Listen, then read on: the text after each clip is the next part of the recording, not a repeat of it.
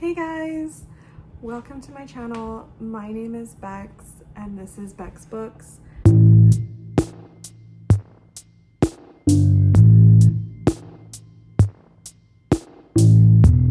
Today we will be doing my May wrap up. It is already June. I'm super behind. Because I started a new job and I had like days of training that I had to do online, and during those days I also went to Louisiana for the baby shower. I'm about to be an auntie for a niece, not just my nephew but also for a niece now.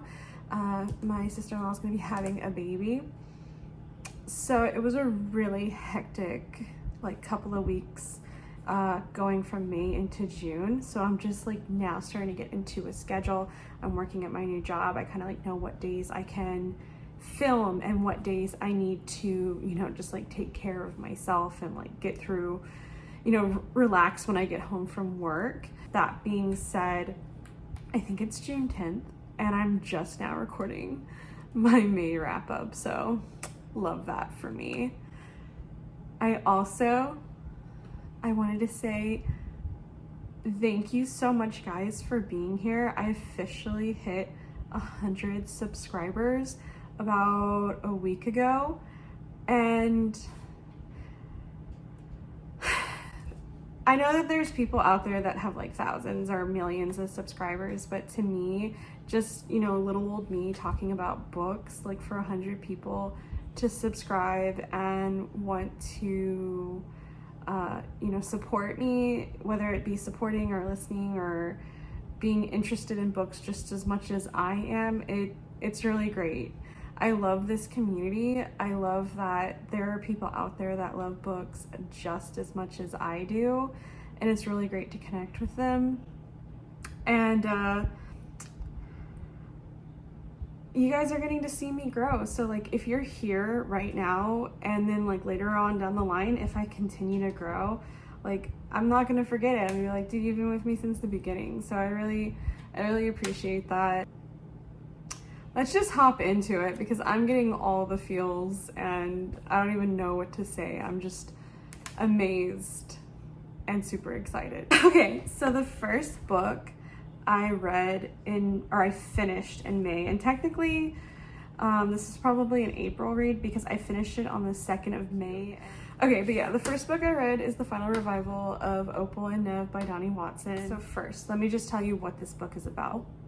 An African-American woman named Opal who grew up between living with her mother in more northern United States, and then she would go and live with family in the southern portion of the United States. And this was a time where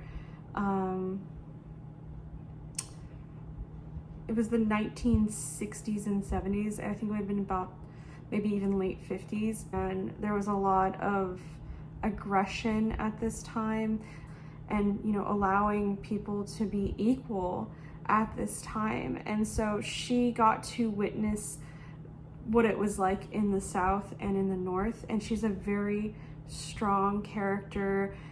She's somebody that knows who she is and is becoming even larger than life. She has dreams to be a musician, and she learns to sing in a Southern church, her and her sister, and it talks a lot in the intro of the book about the differences between her and her sister.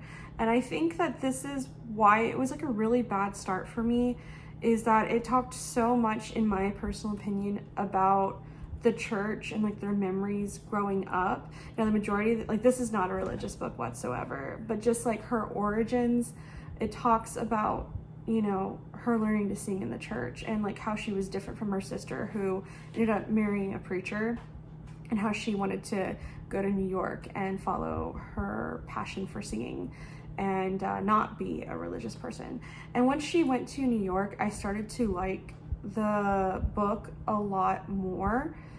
But I think it was kind of an affront to me at the beginning, trying to figure out what this book is about. Something else that I had a hard time with is that I couldn't really figure, and I think maybe it's because I was listening to it as an audiobook and not reading it with my eyes. At first, I really was having a hard time knowing who was who, because while we're learning about the church and her origins of going from the north to the south, it's also jumping back and forth from a reporter-like style in the present and then jumping to the past where we're learning about Opal's origins.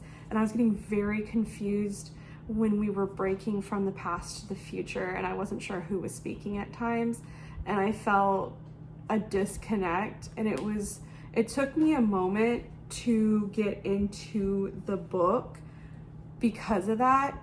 And once we got where Opal's meeting Nev, who is our next character, I really did enjoy the book, and it was about a 4-star rating from there on out. And Nev is the other character. He is a white young musician with really striking red hair who also plays instruments, and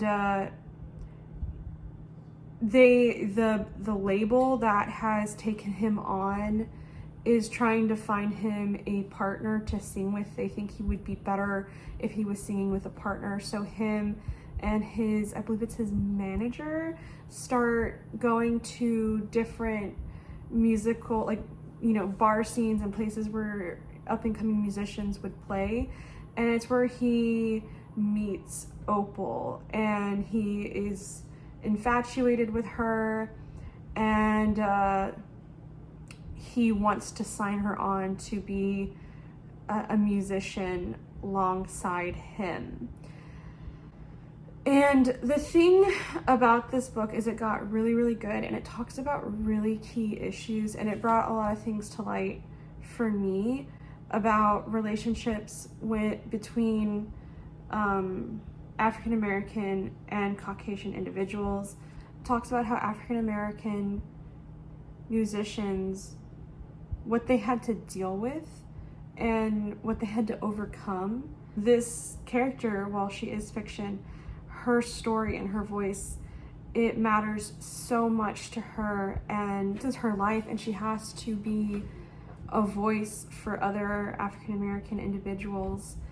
And she makes friends with this Caucasian, you know, gentleman, and you know, they have a lot of memories, and they talk about the whole life of both these characters, but it really brings into focus on what music means to him and how he an ally, and what he does for his friend, but also just like for African American people in the world. This book is something where I'm still digesting what I read, what it was about, and also, like, you know, keeping myself accountable on what it means to be an ally and to help people and to be a good person.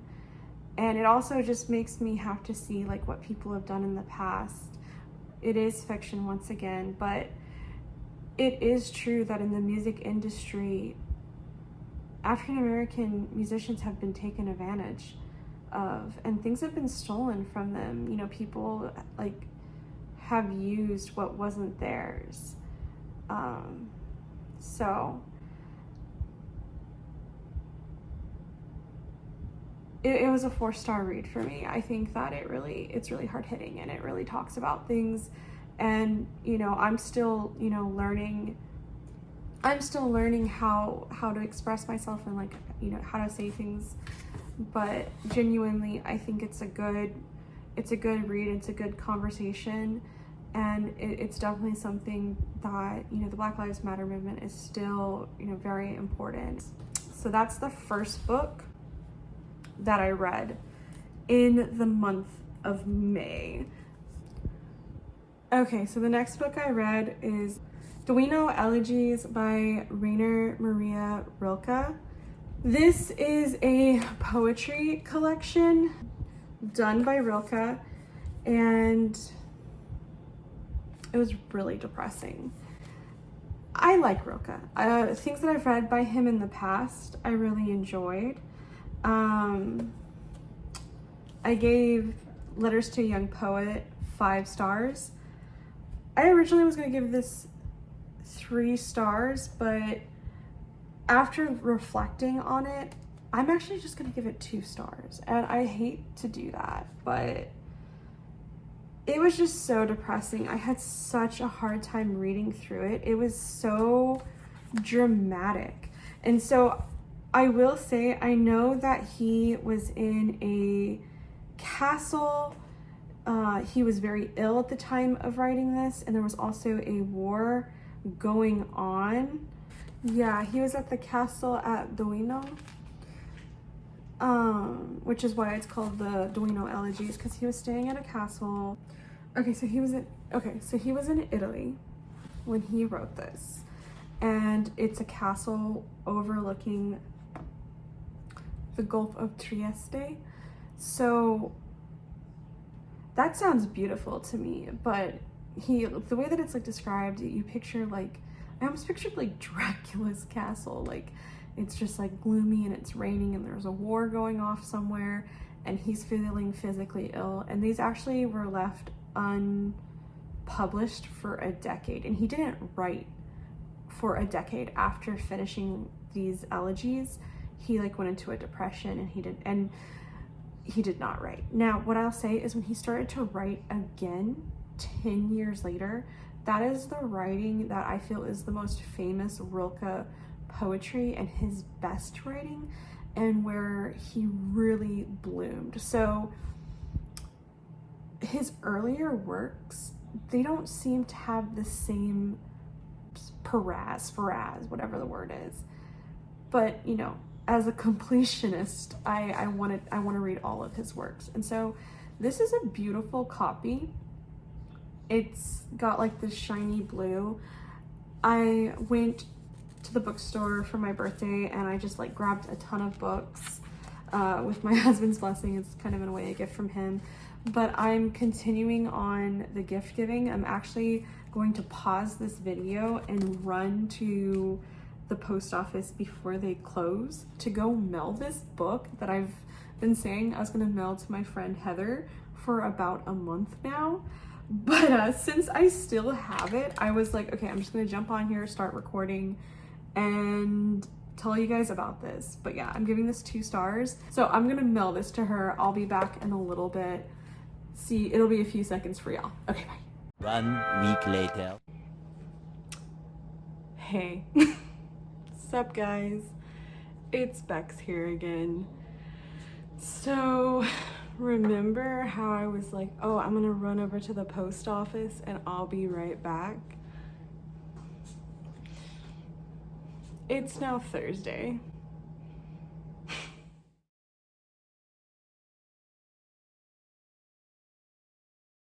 It's like 4 or 5 days later.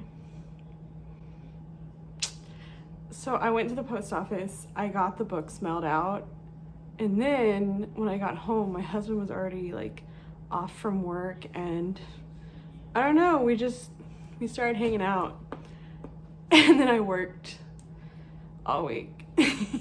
So this is like the next day I had to record, and that's fine. It just means like I'm gonna have to really be on it editing, and that's totally cool. So the last book I obviously told you about was the Duino Elegies by Rainer Maria Rilke. Okay, so the third book that I want to say I finished, because like I definitely did not start this in May, but that is Jade War by Fonda Lee, and this is the second book in the Greenbone saga. This was a 5-star read for me. This was so good. I'm just gonna show you my tabs. So Cape Con is a small island, and the people on the island of Cape Con have a very rich culture, and they wear jade, and nowhere else in the world can this stone be found. So they have experienced other neighboring countries try to come in and steal their resources and colonize. And there was a huge war. There's I'm telling you like the overall, but there's very rich main characters. You follow each one, each chapter goes to a different character's point of view, and there's a lot of different people that we're following. I gave it 5 stars. It's so good. I cannot wait to pick up the 3rd and final book in the trilogy, which is Jade Legacy. I'm hoping to pick it up next month. The next book that I read in the month of May is The Fiery Heart by Richelle Mead. I gave The Fiery Heart 4 stars, and here's the thing. The first 3 books in the series, they were super mediocre to me. But in the 4th book, there's a new added element where we get Adrian's point of view. That was the total game changer. It just made the books work. The first 3 solely from Sydney's point of view just did not work for me. And if you can make it through the first 3, and that's, you know, that's 3 books you have to get through. Now they are YA and they're not like super dense reads whatsoever. You could probably fly through them. But once you get through the 4th book, the 4th and 5th book, because I have read the 5th book as well, but the series gets better. And I'm so excited. I'm either 1 or 2 books away from finishing it. It's really great. And I talked about what this book is about in a vlog. But basically it's star-crossed lovers. There's vampires in this world. There's alchemists. There's witches. There's definitely magical powers. And there's cults. And it's kind of like how religious people think vampires are demons. And like Sydney is from one of these cults and she falls in love with a vampire, and both the vampire world and the alchemist / cult world, you know, don't want them to be together. And that's really what these books are about. So yeah, 4 stars. So the next book that I read, it was given to me as an ARC, and this book is called This Might Be Too Personal by Alyssa Shelasky. This was such a wonderful surprise. I knew nothing about this book. The cover really drew me in and intrigued me. It's like these hands just holding a flute of champagne, and I thought it was interesting looking. And so I read it, and it ended up being a memoir about Alyssa, and she is pretty much the inspiration for Carrie Bradshaw. Like, she existed before Sex and the City series was ever done. And she had a sex column about relationships and sex in New York.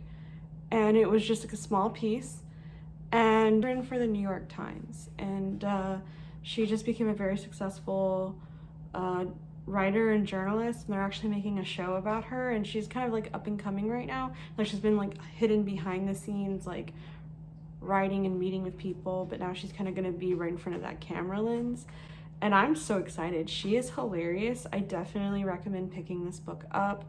I found her perspective and voice really familiar, and also just like very quirky and sexy and fun, and like it was a good time. It was a really good read, and she made me laugh out loud a lot.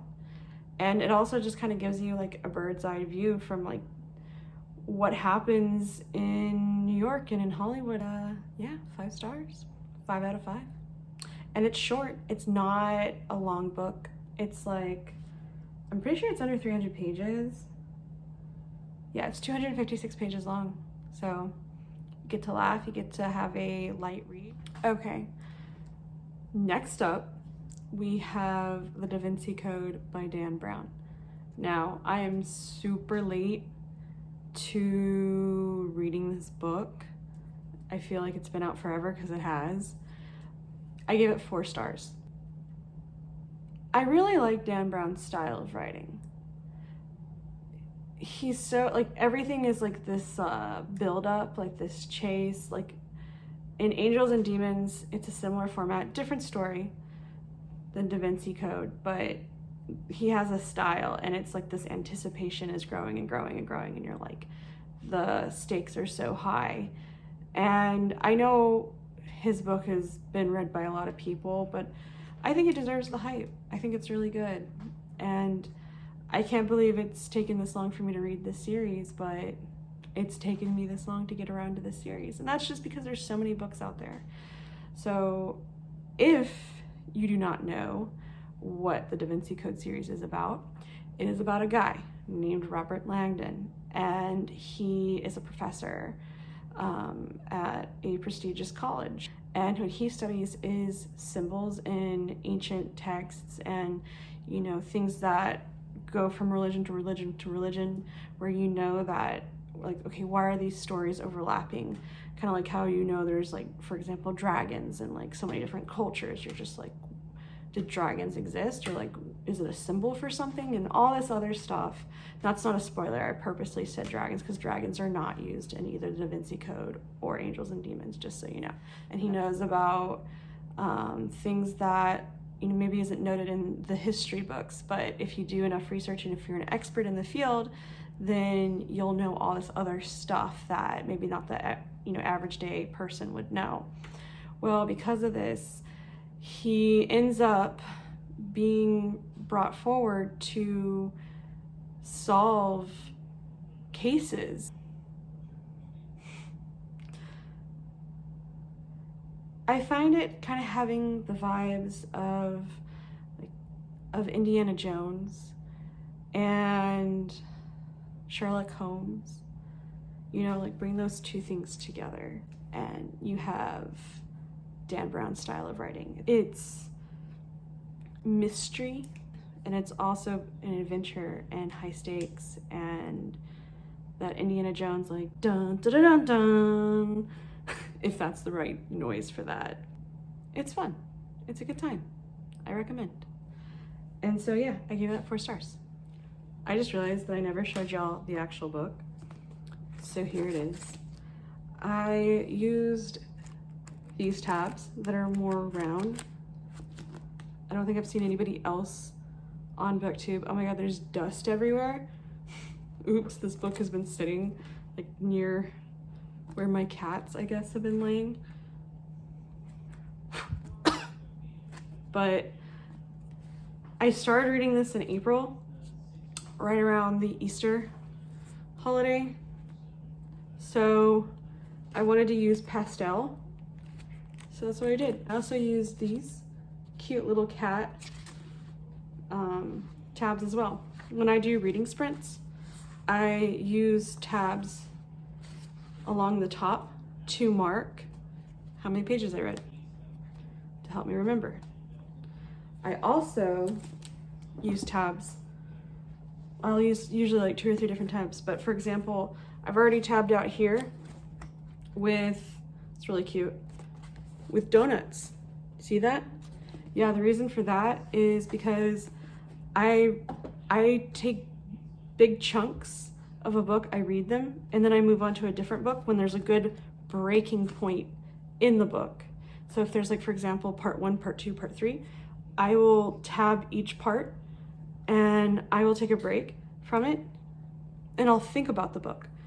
I know that's not for everybody. Most people probably want to just read the whole book through. But me, I read 100 books a year and I try to just, like, reflect. So I'll get to a breaking point, I'll, like, think about it, I'll sit, meander through my thoughts. And then once I feel like I've gotten through some time, I pick it back up. For example, this bad boy, it took me like 3 months to read because I broke it into, I think, 3 sections. So this one had interludes. So this is the second interlude. So the first month, I read this much of it. And it ended on a huge cliffhanger. So in a way, it's like 3 books to me. This one book is 3 books to me. So I read this first one in March. Yeah, it was on my March TBR game, I'm pretty sure. And then I read the second interlude in April, and then I read the third interlude in May. And I think because I do that, books that are really dense to me, I don't find them as dense personally.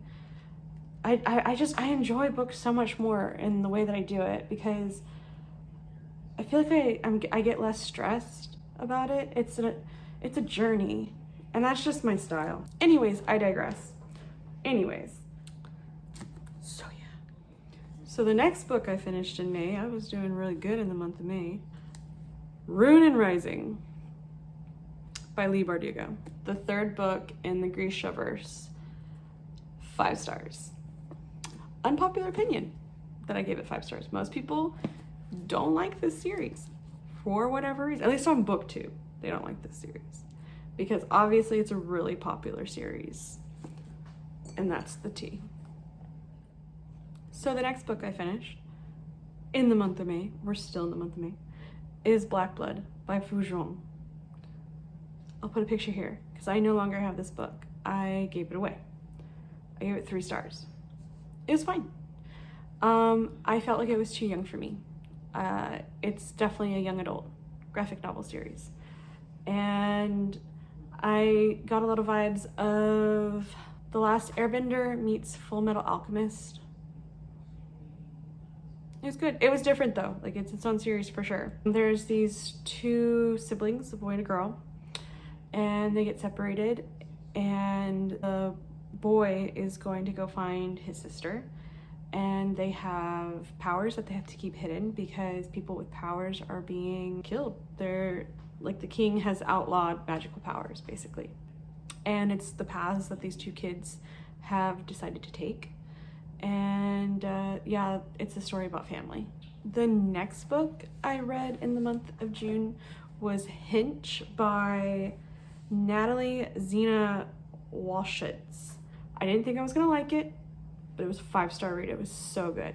So I tend to not like superhero books, like you know, capes and whatnot. It's not normally my thing. However, this book is about a young woman, Anna. She just needs a job really bad. She's unemployed when the book starts, and her and another woman that are unemployed have gotten to know each other, going to like job fairs and trying to find work. And a supervillain needs people just to do computer work for them, and it's a standard computer job, but it's working for a supervillain's company, and she takes the job. She is basically collateral damage whenever the supervillain and Super Collider, who is a superhero, have a fight, a big fight. Her femur, her leg, is completely shattered, and she loses her job, and she can't even walk normally anymore. She has to use a cane, and she starts writing a blog while she's living on her friend's couch, talking about all the different people that have been injured or killed or lost significant property or assets from superheroes, because the superhero was the one that injured her leg and then denied it so that he wouldn't get sued. And so the superhero did a messed up thing. So she starts doing all these statistics and all this math. Well, another supervillain picks her up, like hires her, because he's seen all of the work she's done. Okay, I'm gonna put a icon here for spoilers, because I just want to talk about this book, and if you want to hear it, great. But if you're like, no, I want to read it at this point, you convince me, skip ahead to when the icon disappears. Okay, she's working for this company for this villain. What was his name? Leviathan. Oh my god, I don't know how long that took me. So she starts working for this villain called Leviathan. He takes really good care of his employees. He does do crime, but it's just like low-key whenever you're like listening to the villain's like big story, and it starts to just make sense. like about like pollution or something like that. And you're just like, this makes me uncomfortable. Well, she's working for him, and it's obvious that they start to have feelings for each other.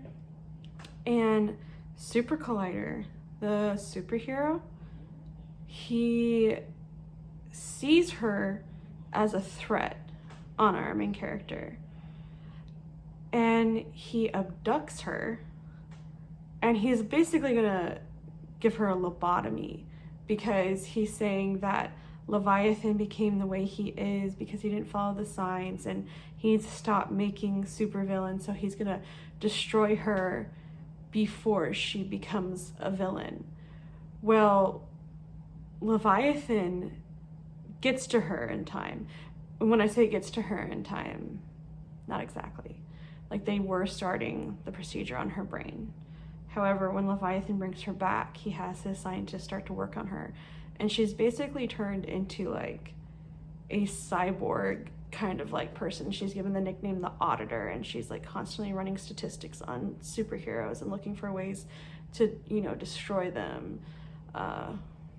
Their money, their family connections, their love interests, what makes them vulnerable. And literally just like what Super Collider was saying, like through trying to completely lobotomize her, which is horrible, he made her more evil. And through the book, we find out Leviathan's origins and what people did to him and like what caused him to become Leviathan. And if you like the show The Boys, this book is that. Like, it's different, don't get me wrong, but it kind of follows that same vein that superheroes and villains are not so black and white as we think.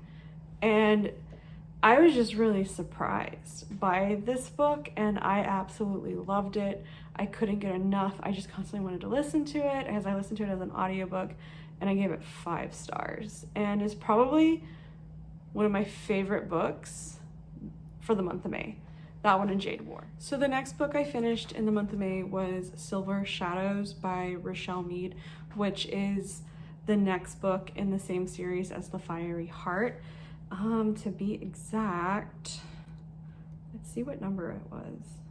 Number 5. So that was the book number 5. This is the best one yet, and I'm so excited to get to book number 6 because this one was where things really hit the fan. I really can't say much without giving it away. It's like honestly really scary to wonder throughout the book, like how far is this author going to take what the alchemists and the vampires are willing to do to our characters. So, okay, so if you're one of those people that like stats, I kind of just tallied up. I had 1 2-star, I had 1 3-star, I had 1 3.5. I'm gonna say that Opal and Nev was a 3.5 for me on enjoyment level. I had 2 4-stars, and I had 5 5-stars. So half of these books were absolute stunners for me, and the other half kind of like varied. But I completed out, I'm gonna say completed out because 3 of these books I did read over a period of 3 months, but I completed out 3,704 words this month. And I would say my favorites were Jade War and Hinch. And my least favorite was the Duino Elegies by Rilke. Now let me say, I really like Rilke, I just don't like this period of his writing. So that is all I have for this video. Thank you so much if you're still watching.